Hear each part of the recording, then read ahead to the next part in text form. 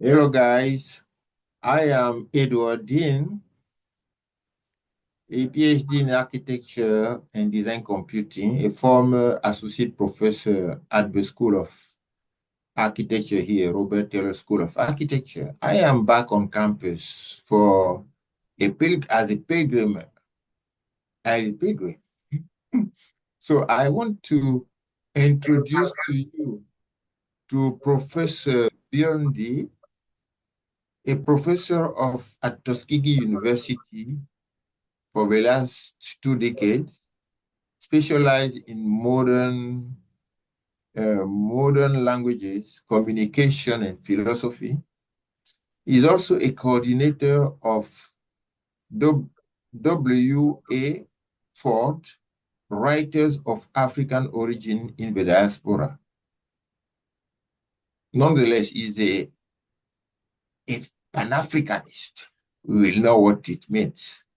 It is also an historian of ideas and mentalities to free the Black people all over the world. And I want uh, to make a straight talk chat with him, clarifying some concepts in the Black world we did not even know what they mean. And also to insist that the Tuskegee is a vibrant location for the entire Blacks of the world. See how Tuskegee is related to the Blacks folks all around the world. And he told me once that any human being still is connected to Tuskegee. We want to expand to this notion of Tuskegee through what is Pan-Africanist origins, what is Tuskegee itself means, how it is connected to Africa, and finally maybe chat a little bit on African naming things. So I let Professor Bill defend himself. Well, thank you, Professor Dean, for this opportunity to have a straight talk with you and your multiple followers in the Pan-African world. I would first of all doff my hat to you as a visionary, as somebody who has has taken your profession of architecture, not just about building for the sake of building, but building community and building lives and making sense of society. I know in the introduction, your very generous introduction, you mentioned a number of things that we'll touch on, and you want me to defend my stance that Tuskegee is, is the cradle of Pan Africanism. Tuskegee is that hub to which every living human being is connected. And I am going to say a whole lot as time permits us. First of all, let's look at Tuskegee. What is Tuskegee University? Where is Tuskegee University? And why Tuskegee University? Tuskegee University is an institution founded by two former slaves who had vision that the freedom of Black people could only come through the education of the Black man, and they simplified the education to the education of the head, the education of the hand, and the education of the heart. And these two former slaves I'm talking about were Lewis Adams and Booker T. Washington. Booker T. Washington ended up as the first president or principal of Tuskegee Institute, as it was known then. And Lewis Adams was one of the earliest professors at Tuskegee and also a member of the Board of Trustees. So, from very humble beginnings, Tuskegee has grown to be an institution that has stood at the forefront of resolving many of the challenges that humanity has had to deal with in the last 2 centuries. I will elucidate a little more on that when we think of the fact, or as you said, the connection of every human being to Tuskegee. It might sound too far-fetched to talk of one institution linking all of humanity. I know in this day and age, people are not very happy when they hear the word vaccine. There are theories about what vaccine is all about, but I would like to stress that science has proven that vaccines are effective, and every human being on planet Earth has had a poliomyelitis vaccine. And that vaccine, Tuskegee University, was at the forefront of the discovery of the vaccine.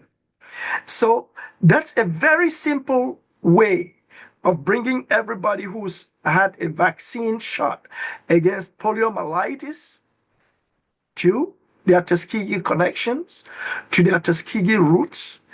And it is something that I would encourage those of your followers who still think that nothing good comes out of the Black world to realize that there is an institution, there is a place where Blacks have done things. I would pause there and say something about the founding of the institution, which I didn't mention earlier. Tuskegee as an institution was founded upon the principle of educating every Black man everywhere they were found on planet Earth. And at its inception, Tuskegee University educated Blacks from Africa, Nigeria, South Africa, Sierra Leone, Liberia, and Blacks from Japan, Blacks from China, Blacks from Indonesia, Blacks from Australia. They were all part of the Tuskegee story.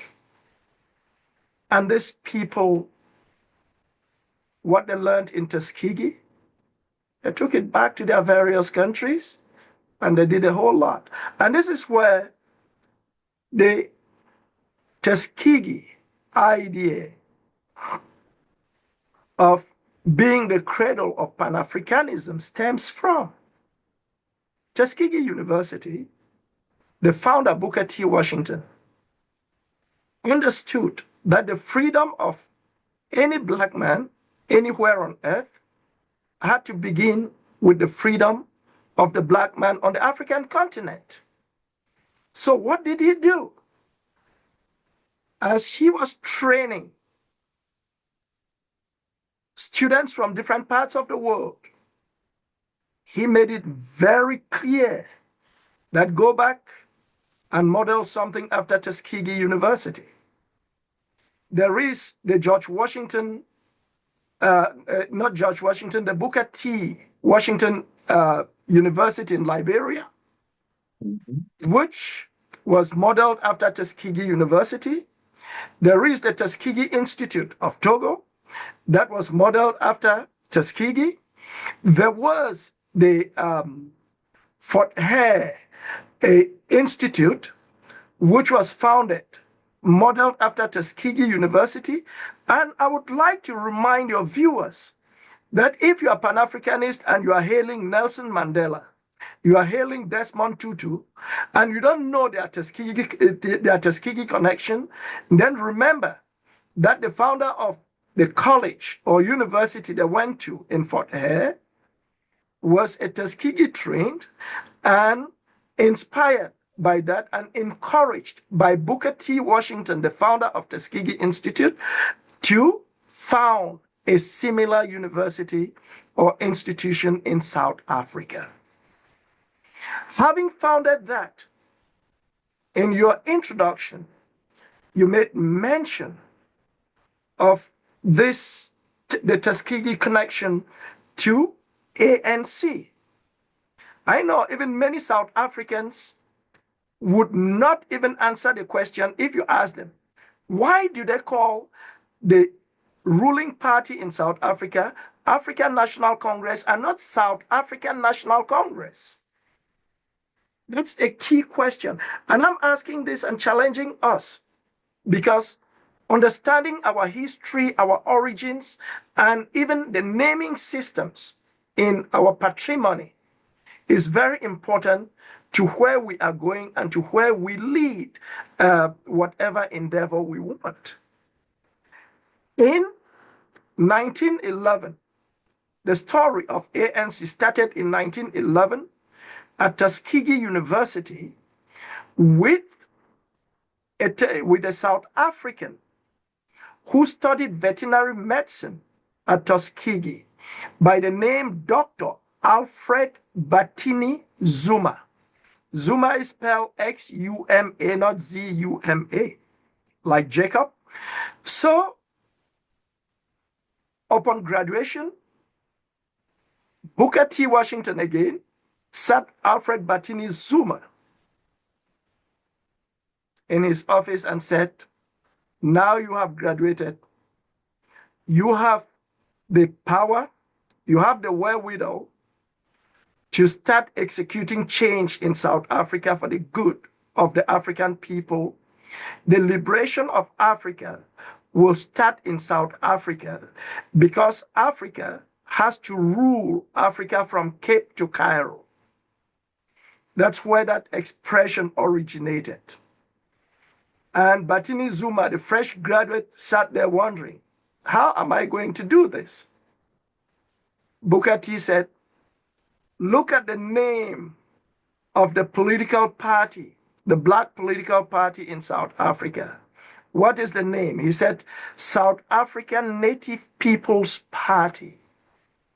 And Booker T smirked and said, you see, that name is a way of reducing or making the African people look primitive by saying it is a Native People's Party. Why don't you give it a name that has weight to it, that makes sure that that freedom of Africa actually begins in South Africa and migrate northward till we get to Cairo, where Africa could be ruled by Africans. He said, just go and start work on naming the party the African National Congress. We have to do away with the name South African Native People's Party. It should be African National Congress. It is needless to say, amongst the early founders of ANC was Alfred Batini Zuma, and he served at one point as secretary in the African National Congress. We could go on and on. That was not even the beginning of Booker T's involvement in Pan Africanism. I will take us back to 1899. Many people talk of the first Pan African Congress in London in 1900. But people don't talk about the pre-conference meeting that was held in Tuskegee, where Booker T convened most of those who participated in the London conference at Tuskegee to lay a foreground of the discussions that were to be held. So we can rightfully claim without mincing words that Tuskegee University is the birthplace of Pan Africanism. And I think it is worthwhile that your viewers, that Pan Africanists around the world, okay, understand that there is a place where it originated, that they understand that somebody who was in the situation that most Africans might think they find themselves in. We can only imagine the horrors of being born into slavery like Booker T. Washington, right? How did he free himself from slavery? How did he buy his way out of freedom? How did he have his education? How did he come to the point that he realized that the only way to free the black mind was to educate the black mind? When we start asking this question, we would now understand that we need to start paying tribute to him as one of our heroes. There are people who, especially in the African worldview, and this is a shift I would really like Africans to take home. Shift that mentality of not honoring your heroes just because they are dead. Who tells you the dead are dead? We believe the dead are not dead, but we don't believe in our heroes who are dead and that they can still do things. How come? We should honor them.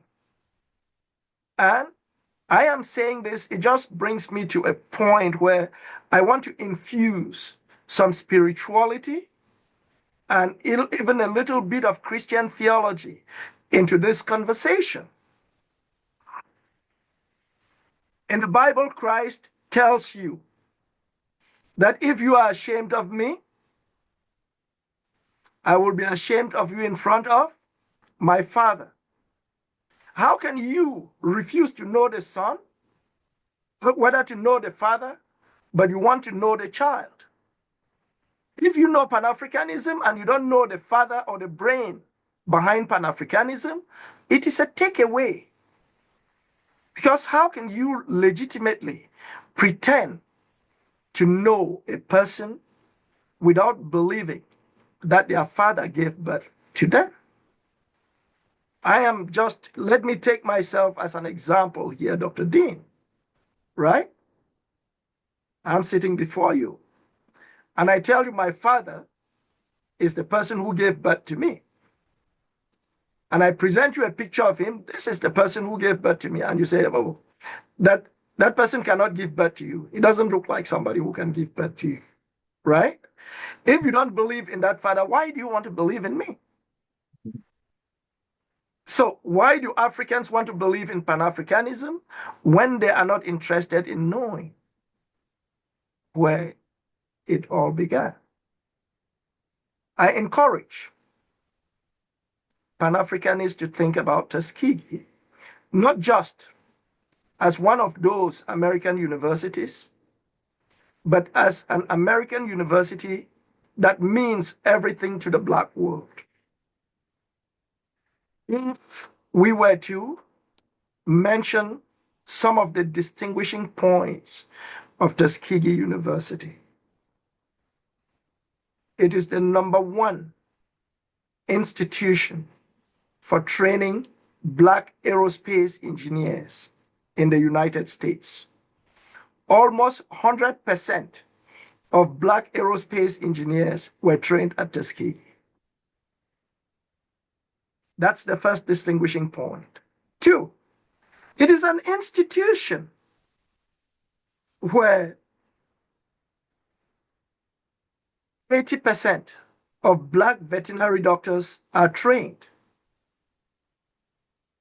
An institution which is #1 in the training of Black engineers in the United States. An institution which has equally trained many more U.S. officers in the United States Armed Services more than all the military academies put together.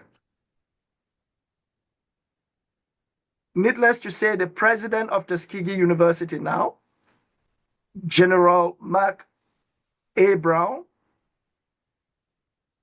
is a Tuskegee alumnus who rose to the rank of Major General in the Air Force, and he followed in the footsteps of an early Tuskegee airman, General Daniel Chappie James, the first black four-star general in the U.S. Armed Services. He was trained at Tuskegee, and Tuskegee has been an influence to great names. Those who admired Colin Powell might not know how Tuskegee Airmen influenced Colin Powell. And the Tuskegee Airmen were really people who won the Second World War for the Allies. They might not want to tell you, but hey, folks, audience, tell your audience to watch the film Tuskegee Airmen. Tuskegee University was at the initiation of the Black Wall Street. Let them go and Google Black Wall Street and view the videos available on YouTube about Black Wall Street. But they should remember that it started at Tuskegee University.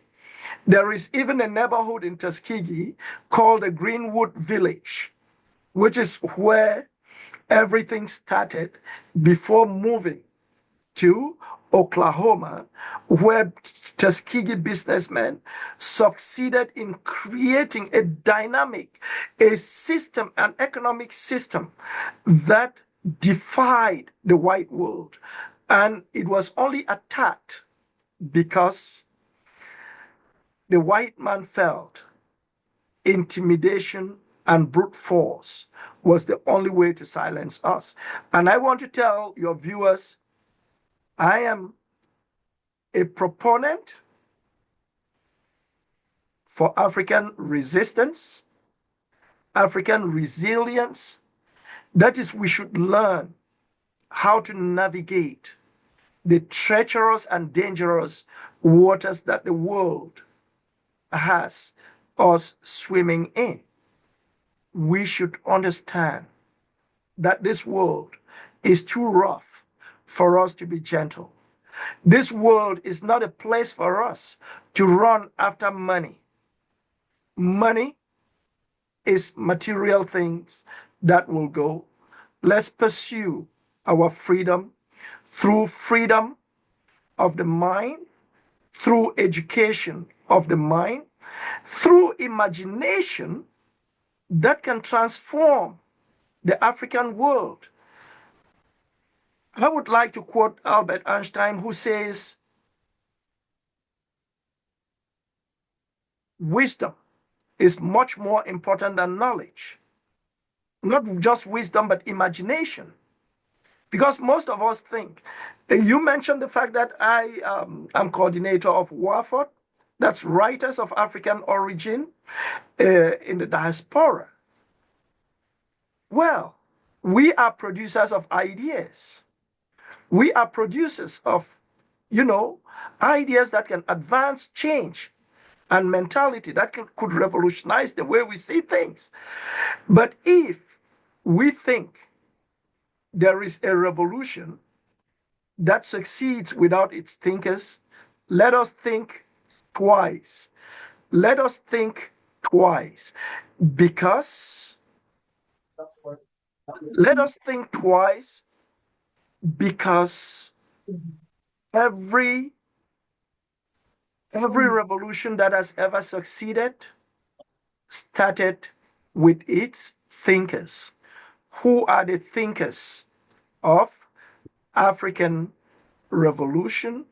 Who are the thinkers of what we are fighting for?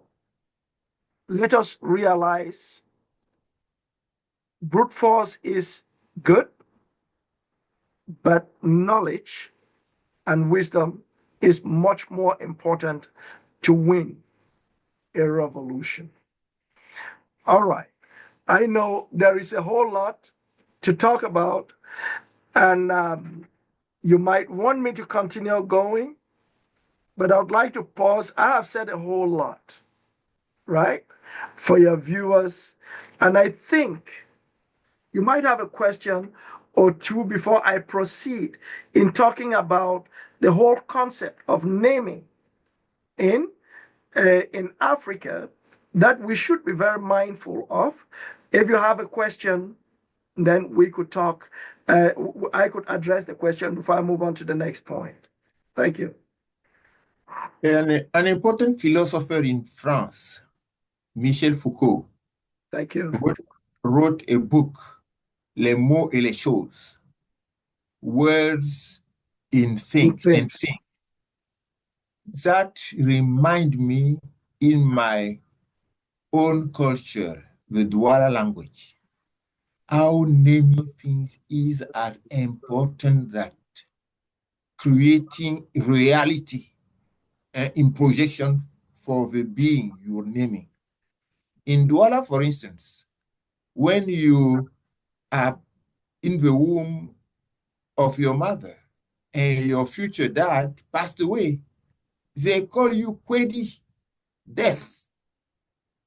When your future dad is in jail, they call you Eboa, Eboaloti. Is a kind of what I call that, an exemplification of what people call slave mentality. Okay. And that I connect that to what you said about the naming of ANC at the origin, Yeah. requested to be changed by Booker T. Washington. I give you the floor about that. All right. Thank you very much. I'm happy you've touched on this issue of naming. I have contributed in 2 books dealing with naming, especially in the African worldview.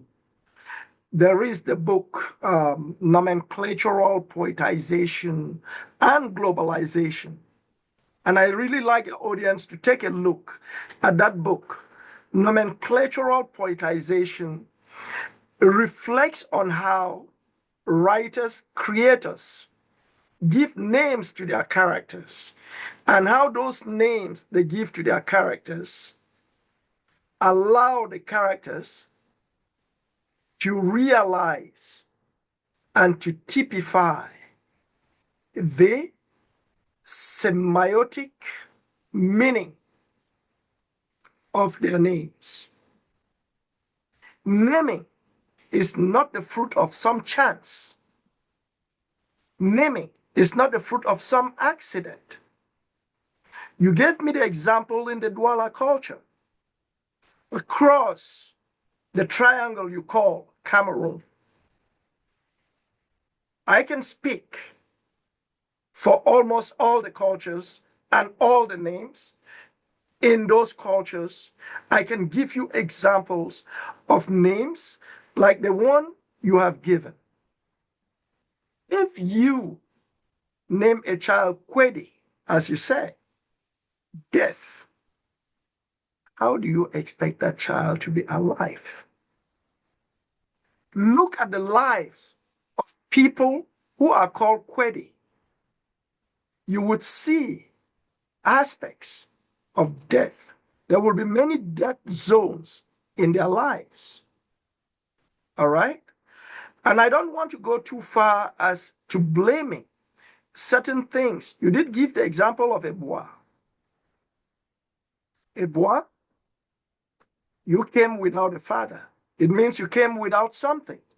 And the name you gave, we can see that it materialized, that that person came without something. We can look at many other Eboas. You might think that other Eboas might have succeeded materially. I'm looking at somebody like Samuel Eboa in Cameroon, right?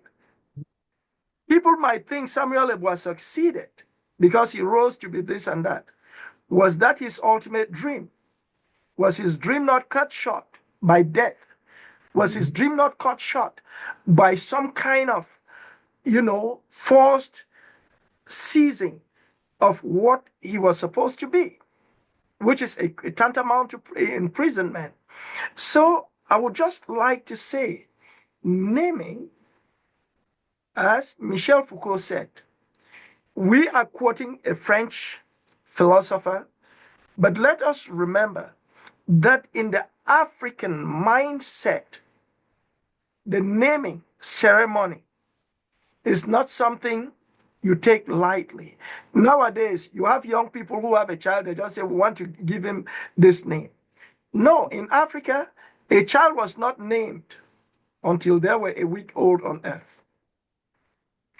And that week old on earth gave the parents, gave the community time to consult with the spirit world, to consult with what kind of, atmosphere this child brought into the community, and they determined a name that was potent, that was telling of what the child would be, that was telling of the expectations of society to the child.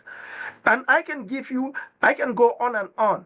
My last name, Ndi, for instance, many people don't even, there are many people in Cameroon called Ndi, and they don't even know that the word Ndi transcribes those three letters N, D, I, is, even yours, even though reversed, DIN, is for nobility, dignity, and integrity.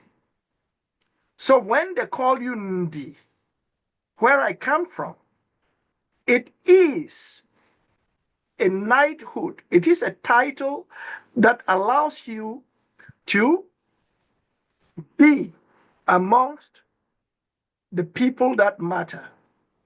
And when you are Ndi, you are not just anybody, you are somebody who defends nobility, who defends dignity, and who at every time typifies and exemplifies integrity.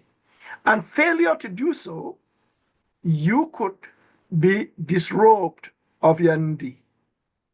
It is just like a lawyer who fails in his obligation as a lawyer. They disbar them, they disrobe them. So if you're Ndi, don't just take it for granted. Don't think that, oh, I'm Ndi, and you just go everywhere, you thump your chest, and you say, hey, just Ndi is a very significant name.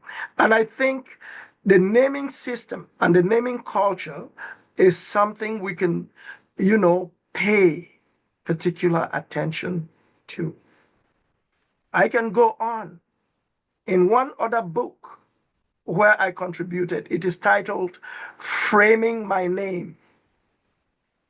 And in Framing My Name, I contributed 2 chapters there. The first chapter, I look at names as the envelope of destiny, which means endogenously, our parents, based on our ways of knowing, African epistemology, African ontology, made us to understand that name is not a trifling matter. Name is not a trifling matter. And if your name is the envelope of your destiny, it means the name you carry can determine how far you go or how near you stay. So I will really, there is a whole lot, but I would like you to ask many more questions on other things, because I want your viewers not to hear just what, there is a whole lot we could talk about regarding the way we as Africans, we as people can redeem ourselves, how we can free ourselves. I'm just saying this and thinking of Booker T's book, Up from Slavery, which is a book I request every African I mean every African who thinks life is tough and who wants to free themselves, right? To read, and also to read about what Booker T in 1895, where they called him to give a speech at the Atlanta Expo.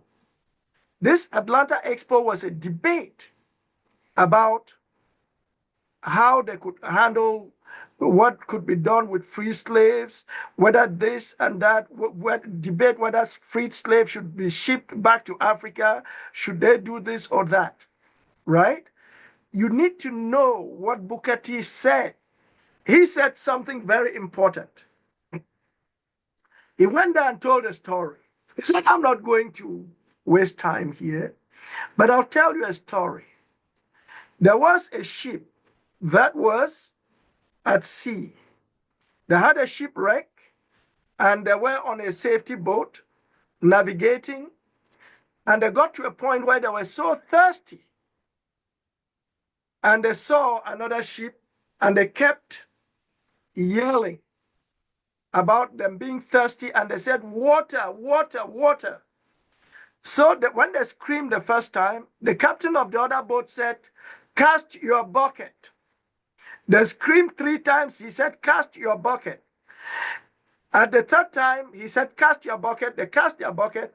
And what they found is that the water they were in was fresh water. And they quenched their thirst, and they did not really have the need for water elsewhere. The message is very simple. I love Africa. I would like to be in Africa. I want to be in Africa where I will cast my bucket where I am, right? And make sure that I am satisfied. My thirst is quenched right there. But the desire of young people to run and try to be elsewhere, if you are going elsewhere, you are not going there to succeed in anything you could not succeed where you are. Because to succeed elsewhere, you must have succeeded where you were. And I can say this, somebody would ask me, what are you doing in Europe? What are you doing in America? Yes, I'm in America. I'm in America. Did I succeed in Cameroon? Yes. I went through the University of Yaoundé in Guayaquil when it was having a degree in Guayaquil was as tough as an elephant passing through the eye of a needle. Okay? So did I succeed in Cameroon? Yes. Why am I out? That's a political discussion and political debate for another day. I'm not going to go into it. And that is why I am still out. But at the least opportunity to come back, I will come back and serve my continent wholeheartedly. The Odysseum and the travels of Ulysses say, you go outside, you migrate to confront even more difficult worlds. With this experience, when you come back home, you are more efficient than people who don't have this experience. But we come at the point where I am asking you what the ways and the means for Black world to project might, to overcome what people say racism. I don't complain about racism. I complain about our lack of might to project. So we need, in these ways or means searching, to update Pan Africanism today for our youth. And cast your bucket is abstraction. Living in abstract world means you invest deeply in abstract material, science, technology, engineering, mathematics. It should be custom. We should customize this way for our youth. And I just finished by reminding the dedication of a book of mathematics, Africa Counts, by author Slavatsky, a Czechoslovak lady, mathematician in East Western coast of America. She said, I dedicate this book for future African kids who will reclaim their legacy. How do you think about that? Well, I want to thank you for this question, a very important question that, you know, still comes back and joins the idea of us revolutionizing our mentalities, our thinking. If a child thinks that he or she doesn't count, the child will never count and might never be counted. Mm-hmm. But if we understand that we matter, we are contributing to something. Because you're talking about mathematics. The greatest mathematician on planet Earth at this point is your compatriot. Okay? I think his name is Atangana Abdong. Yes. All right? He Mm-hmm. is. And I'm happy he has stayed on the African continent. He shouldn't be tricked to moving out. And to the illusion of casting your bucket where you are, it means Africans on the African continent can succeed where they are. And the question you ask, I think we have to make sure that we make ourselves invaluable and indispensable where we are rather than exporting ourselves and selling ourselves cheap. I understand on the African continent, Mm-hmm. I didn't want to talk about politics, but I'm going to inject politics at this point because most of our sons and daughters in the diaspora are not in the diaspora because we don't want to come back. It is because the political systems that, you know, some of the stakeholders, either the colonialist or the neo-colonialist, have put in place, is a system which is typical of the Western mindset of exclusion and not the African mindset of inclusivity. Remember, in Africa, in a village community, if there is a funeral, everybody comes. Even the madman in the village comes. He has his place to sit and mourn the passing of this person. But in the Western world, even a funeral is a selective thing. I have to exclude people and tell you, no, this burial will only be for the families. It will only be for this. Whereas we have to go back. This is something we really have to do. And nobody's going to do it for us. We should be the ones to go back and say, this is where we are coming from. This is the spirit of our ancestors. The Ghanaian typifies this with the symbolic bird of Sankofa, which I encourage your viewers to also go and look at. What is the Sankofa bird? What does it symbolize? It is a bird that looks behind and is flying in this direction. What does that mean? That I'm not forgetting where I'm coming from because I know where I'm going. If you don't know where you are going, if you think you are going somewhere and you're forgetting your past, are you sure you have a future? Are you sure you even have a present? Are you sure you are on a journey or at a standstill? These are questions we have to ask. And there is just so much we could talk about. And I would like that when your viewers watch this video to the end, they should ask you questions or ask me questions, send those questions, and I would not mind following up with other videos that would help Africa and Africans to stop selling themselves cheap. I Sell would out. I will end on this note before I give you the floor for maybe another question, a round of questioning, or you closing. But I will end on this note. It is a typical question that is asked, or that I would ask any African, because there are many young Africans who would force their parents, please sell this land you have, right? Sell this land you have and give me the money. I want to go overseas. What are you going to do overseas? Or what are you going to buy overseas with the money that would allow you, right, to be able to distinguish yourself? If you sell the property your father left for you as a landed property because you wanted to buy a trumpet, right? On what grounds are you going to stand to blow the trumpet? I would end that question there and allow the young viewers to reflect on it. And remember, Africa has everything they need to succeed. They don't need to go elsewhere to chase that dream.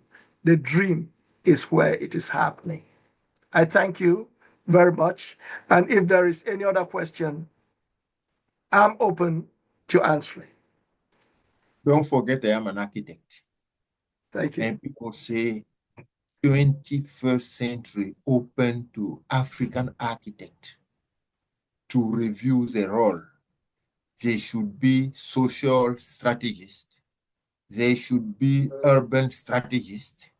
And I want to rewind our brain and have a thought about the past kingdoms and African empire ruling over 100, 400 million people in Africa.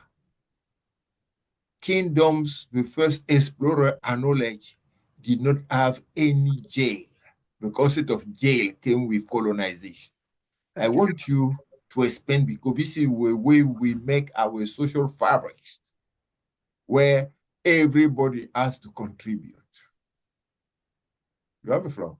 Right. Thank you very much. When you ask this, this is a very good reflection because I think a Japanese architect, maybe of blessed memory, once philosophized or architecturalized in these terms that to understand the social dynamics or the functional dynamics or architectural dynamics of any major city in the Western world, in the Asian world, you don't need to go far. Just go and look at an African village. If I'm not making a mistake, you're an architect, you must have read that in the history of architecture. Okay? So when you talk about the concept of the jail, there are many things, not just the concept of the jail, that came with the Westerner. They tell you, oh, the game they play, especially when they want to divide those in the diaspora, especially those whose ancestors suffered the callous and ruthless, inhumane treatment, abuse of what we call the crime against humanity, slavery. They always turn around and said, oh, by the way, your brothers who stayed in Africa sold you into slavery. Well, I want the young viewers, those in the diaspora and those in the continent alike. I'm not excusing and saying at some point blacks were not involved in the trade, but I'm saying its origin cannot and should never be blamed on any black person. Now, you talk of architecture and the jail issue. I'll connect why I'm bringing this issue of slavery. When you committed a crime in an African village, there was no jail. What they did with the criminal was that they had them chained, right? Not even chained. It was a wooden kind of curves where they put your feet. You were in one spot. You could not move. You were given food there. You were taken care of on that same spot. all right, where you committed the crime. And over the years, when they felt you had purged you had satisfied your time in that punishment, they said, we are not very sure if you are still a fit person for this society. What we are going to do is we'll exchange you. They did prisoner swaps, where one village will swap its prisoners with other villages. Then they take the prisoners of the other village. They come into the community, and then they prove their worth, that they had learned their lesson to be a person. And that prisoner swap allowed people to reform and become members of a society, of a new society. So the concept of, there are new concepts that, you know, slavery, colonization, and even neocolonialism brought to us that we are battling with, and we think that is the best way to go. And I can only tell your viewers that let us remember we are functioning with paradigms that are extraneous. They are not endogenous. Look at the economic system that we are into. It is foreign. How do you comprehend foreign economic system? You can learn all you want to do. It is a foreign system. Look at the educational system. How do we comprehend it? So do you want to tell me our ancestors who built the pyramids, who built the Great Wall of Benin, who built the Great Zimbabwe, that these people, right, were devoid of knowledge, that they didn't know what they were doing? When you look at, how many of your viewers even know that the oldest university on planet Earth today is on the African continent? That's in Morocco, in Fez. The University of Al Qarawiyyin is in Fez, sitting right there, founded in 859. How many young Africans want to go to Fez, to go and dig in the archives, to say, well, wait a minute, let me see what my ancestors, right? That is 1,200 years ago, 1,300 years ago, were doing. What were they doing? What were they researching? How many of us have that time? We are quick to jump out and follow, right? What Shakespeare says, the glitter of gold. And he says all that glitter is not gold. What is glittering in the West is not what we should be after. We should rise above the gleam and glam, the glitz and glam of the glitter of the West, because there is also what I call fake glitter or fake light. The Western light is the fake light, and I would inject a little bit of my poetic thinking in here. The West is the part where sun sets, so it is darkness. It doesn't bring the world any good, but darkness. Let me end there. Maybe you have something else. We can. No. I can close. I can close it. I Thank you. really want to thank you because it will be a shake-up for our broken minds in our communities. Ignorance is our first hurdle to go through, and the key of this obstacle is education. Education, because we are living now in even more complex world. Fake light. Thank Instead you. of enlightenment, we are living in the world of fake lighting. Huh? Thank you. So I want you to conclude just, and I want to thank our auditors to understand that you are so many brilliant and beautiful mind of African descent in the world that when they divorce us into small state design in Berlin, and they don't want us to project power. We see how Burkina Faso, just stating few things, our leadership is attacked. I want you to just conclude with calling to the attention to our youth that we have a duty to serve our people first before we search for money. Money is a fake light. All right, thank you very much. Yes, I think you put it succinctly, and I just want to re-emphasize that the call to duty is, first of all, the call to educate yourself of your history. Know your history, young Africans. Look at it. Is no accident that on the African continent, every time a leader rises who would take Africa, lead Africa like Moses towards the promised land, he ends up being killed. Can we desist from betraying each other? Can we come to the understanding that $50 million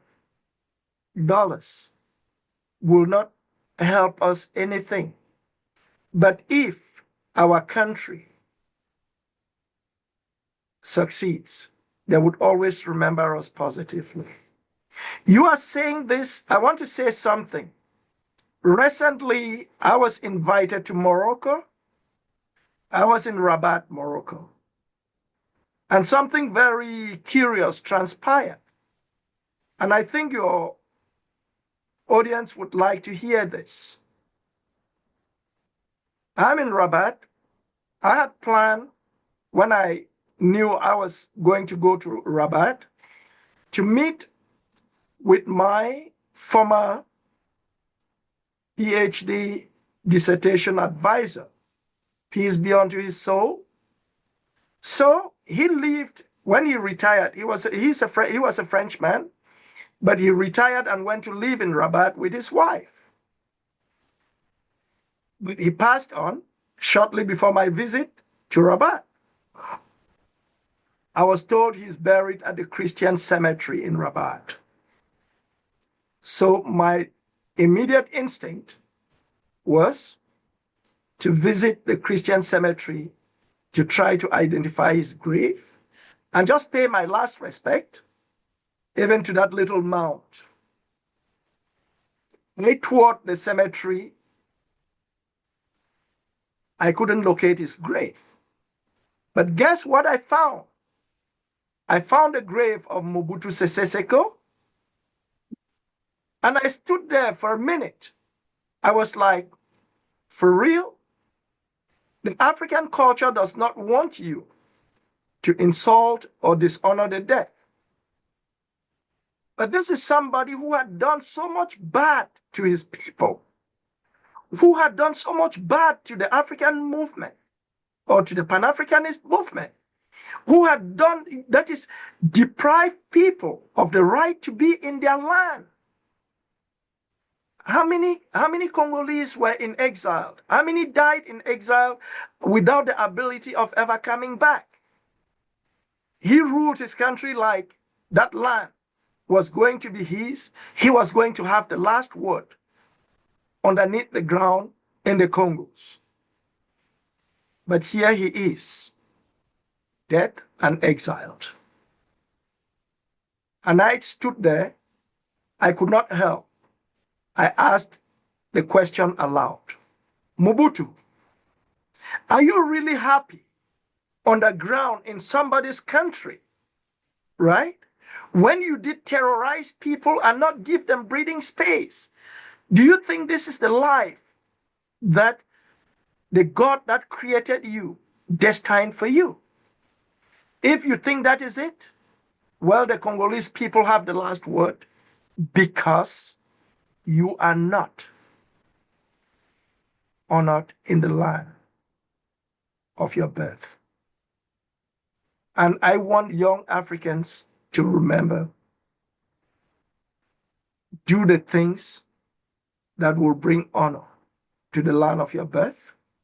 Do the things that will bring honor to your family. Do the things that will bring glory to every African you come across. Let me end right there. And I just want to thank your viewers. I think we've had a long ride. We can continue in other sessions. I thank you very much, Professor Dean, and I look forward to entertaining further conversations with you on this or various other topics that you might deem necessary. Thank you very much. We will talk about artificial intelligence. Okay, Its thank you very much. impact on education, its impact on the future of Africa next time. Okay, thank you very much. Cheers.